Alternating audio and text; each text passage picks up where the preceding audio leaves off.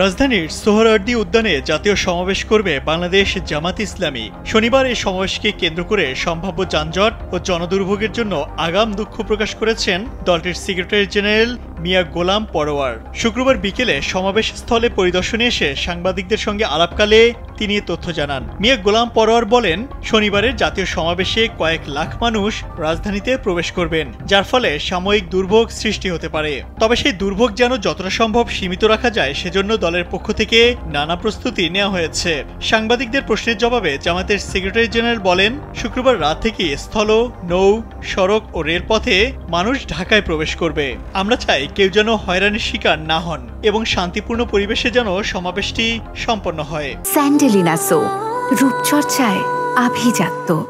মিয়া গোলাম পরোয়ার বলেন, লাখ লাখ মানুষ রাজধানীতে প্রবেশ করার কারণে হয়তো যানজট হবে, যার ফলে জনদুর্ভোগ তৈরি হতে পারে। এজন্য আমাদের আমিরে জামাতের পক্ষ থেকে রাজধানীবাসী সহ দেশবাসীর কাছে আগাম ক্ষমা চেয়ে নিচ্ছি।